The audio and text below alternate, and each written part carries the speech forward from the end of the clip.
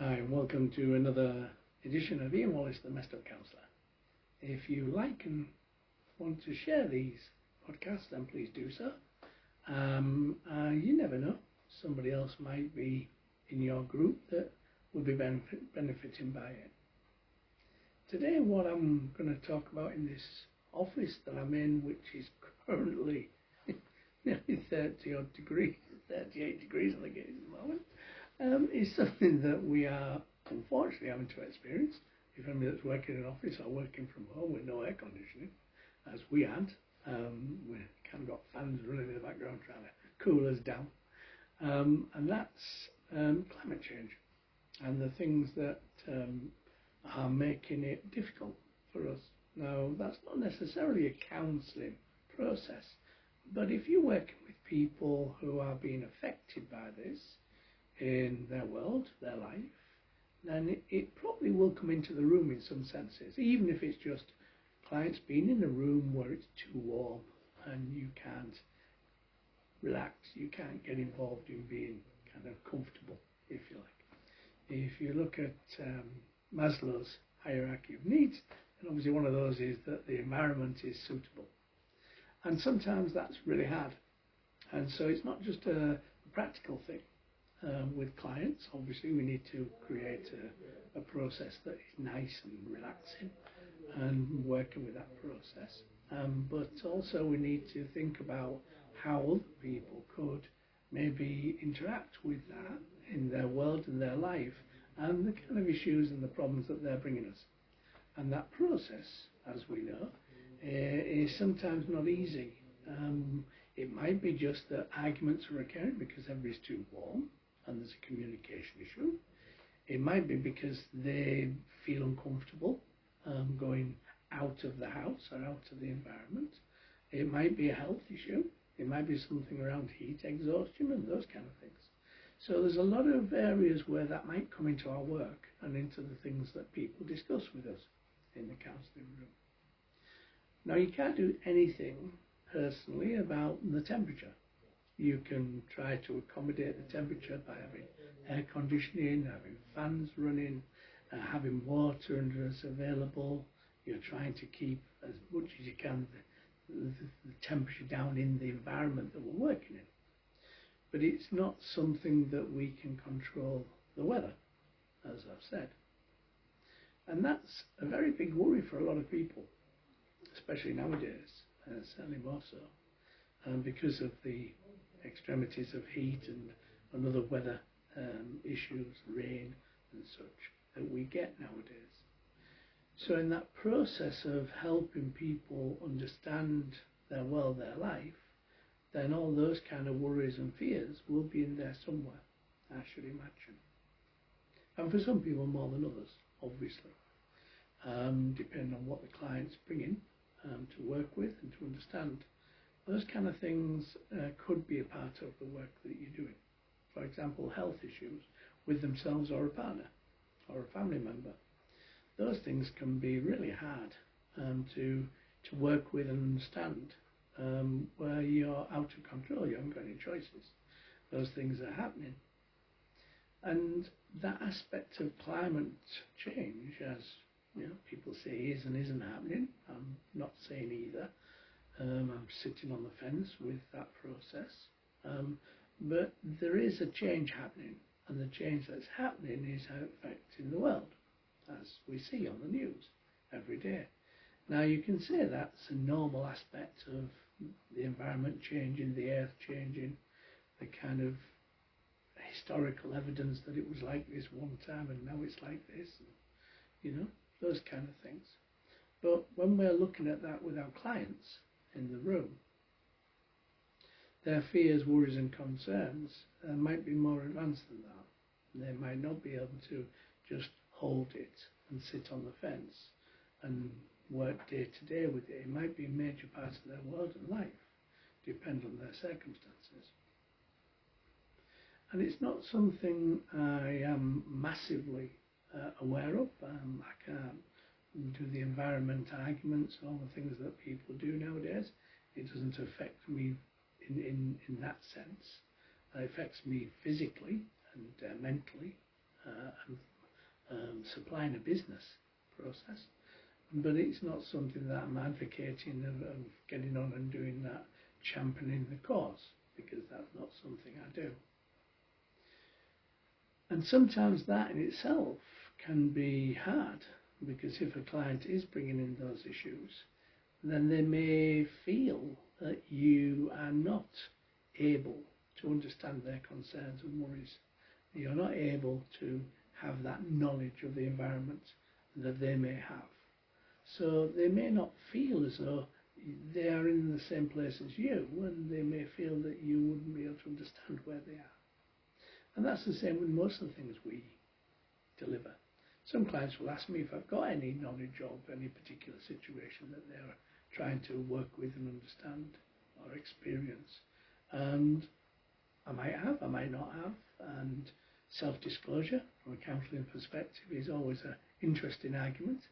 But if somebody feels as though they need to have that in order to work with me, and if I do have knowledge or experience, then I might give them an idea of that.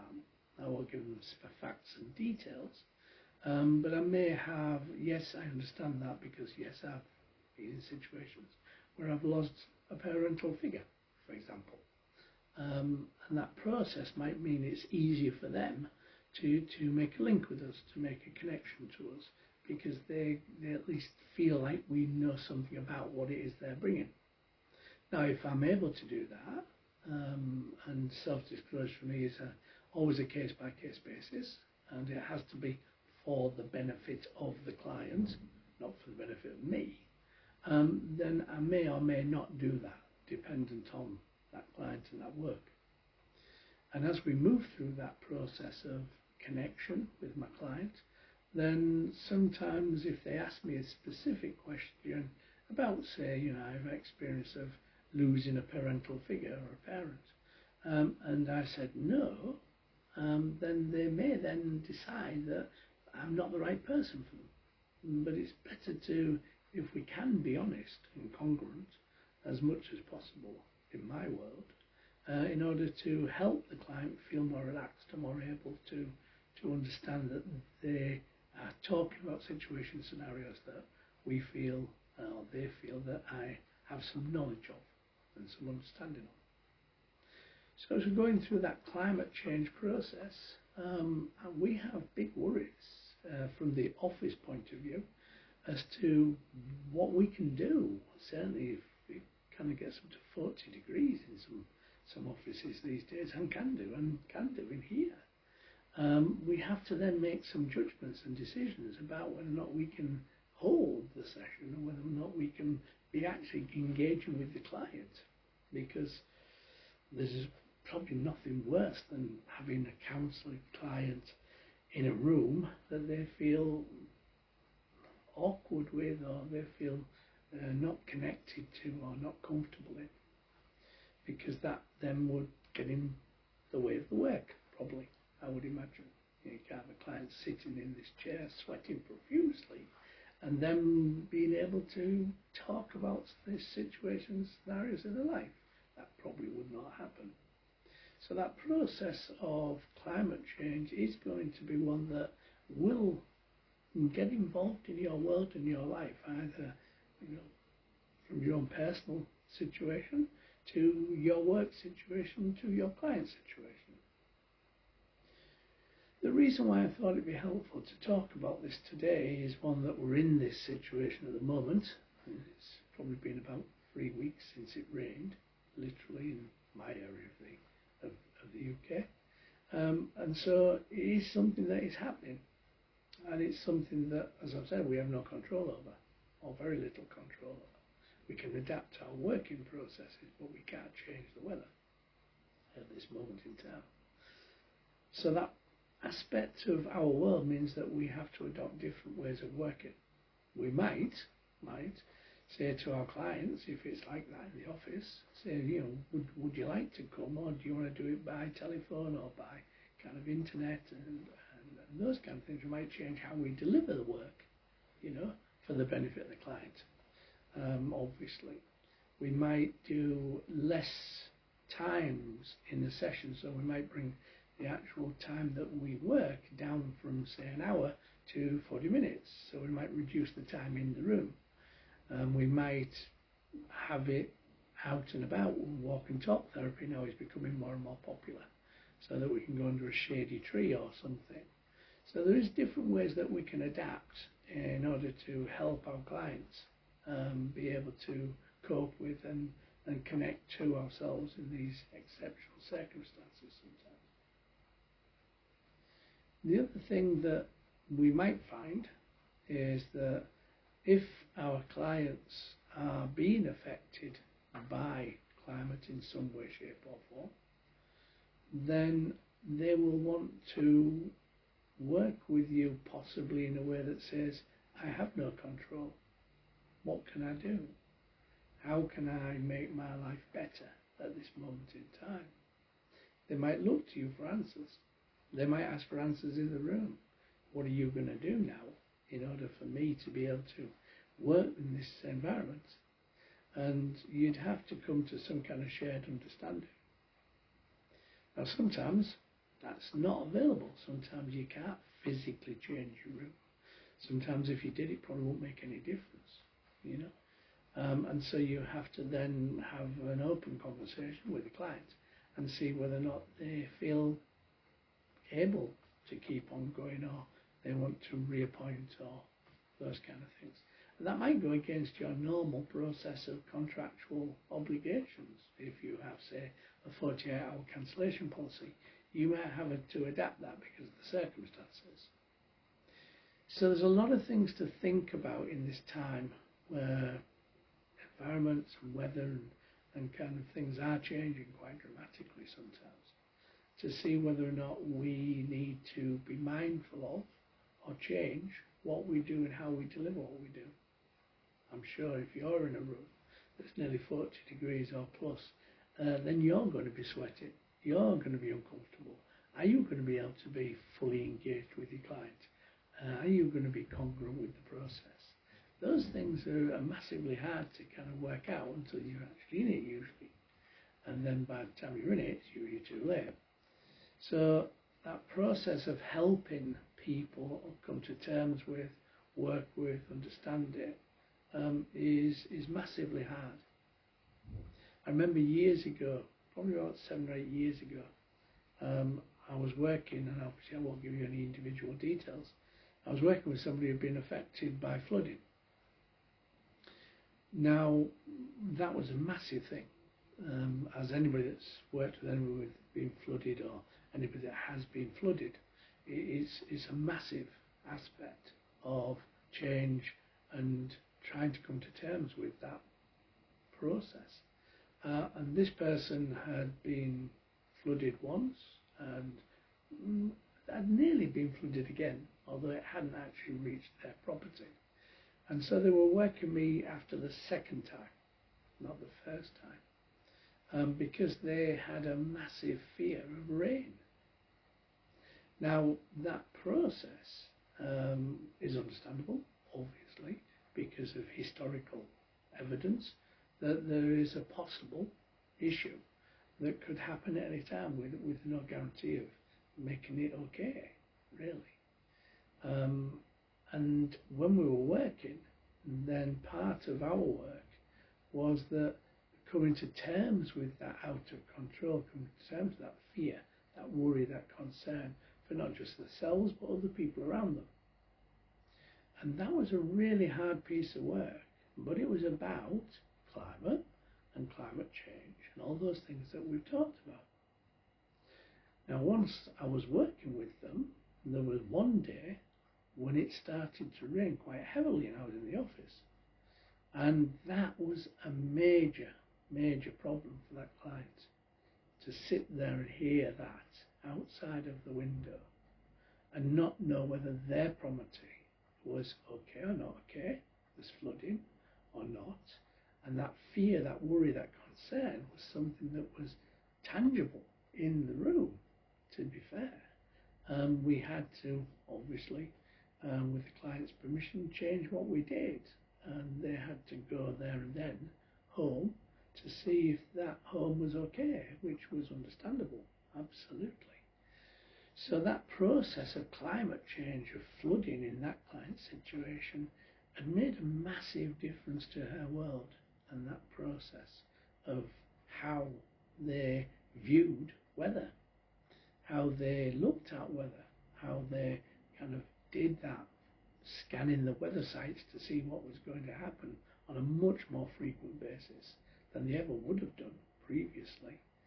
And if anything's been flooded, then they know that selling your property after you've been flooded is not easy, to be fair. And so it's it's a process of not being able to change anything, because that is the way that life is with that situation. That's not easy, as I've said. It's not an easy process to work with, but it's something that possibly, from what they tell us, is going to interact with our world even more. And the more catastrophes, the more climate change issues that we have, the more that's likely to be part of our work in some way, shape or form. So it is going to become something more so than it is at the moment, I think. And certainly there's more talk of it now with clients than there ever used to be. So it is seeping into our work and our world. And some of the aspects of that is soul destroying. Certainly was for me when I was listening to the client all those years ago, because of the pain and the suffering and emotional and mental distress that they'd gone through. It was very hard to kind of work with and sit with. We did, and thankfully they were able to cope eventually. But it did take a while for that to happen, to not instantly be fearful if it rained or if it looked like it was going to rain. There was still underneath of that a fear, but it wasn't as tangible, it wasn't as rabbit in the headlights kind of a process as they used to have. So the reason why I've done it at this time, this podcast with this subject matter, is because we're in the midst of this, quite naturally. And so it is something that's going to be on people's minds, and it maybe should be on our minds, counsellors' minds, as to how we will cope with that change, how we will offer our services within all those kind of awkward and tangibly difficult environmental situations within our work, in our office, and within what the client's going to bring. If you've never been affected by it, then that's good, obviously. But if you have, then you'll know that that is a process of fear, worry, concern that can have major impacts on all of us within that, and how we live our lives, how we move forward with our lives. Different topic today than what I would normally cover, as you obviously might be aware if you've seen a few podcasts. But it is one that I think is a good thing to think about, and to get our clients' perspective on, as well as our own, obviously. But something that we do need to be mindful of going forward. As I've said, I think it's probably going to be more a part of our work than it ever used to be. Hopefully that was interesting and it's made you think. These podcasts are always trying to make you think, if not give the answers, which very rarely do, because there are no answers, there's individual processes, and that you have to make your own decisions about and take your own responsibility of. But that process will help you to think about the aspects of that, the conditions that people bring to our counselling world. If you liked it, please share, please join, and take care. If you have been affected by any of the things I've talked about, then pretty much you need to just maybe take a time to think. My name's Ian Wallace. I'm the Messed Up Counsellor. Take care.